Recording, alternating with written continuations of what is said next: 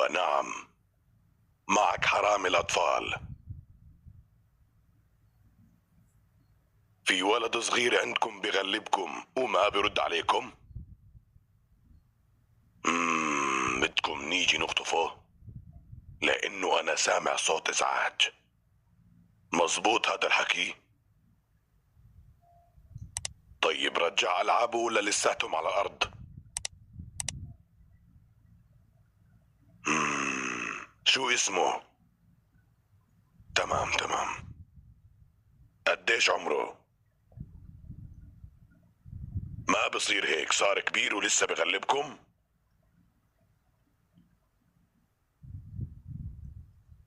طيب وين بيتكم، قريب ولا بعيد؟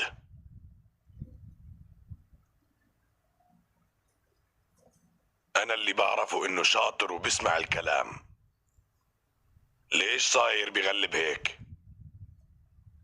راح أرجع أرن عليكم كمان شوي وأشوف إذا سمع الكلام ولا لأ. ويا ويله إذا ما سمع الكلام. وبدي إياكوا تحضروا لي أواعي بكيس أسود وتوقفوا لي إياه عند باب الدار لأني بدي أخطفه. باي.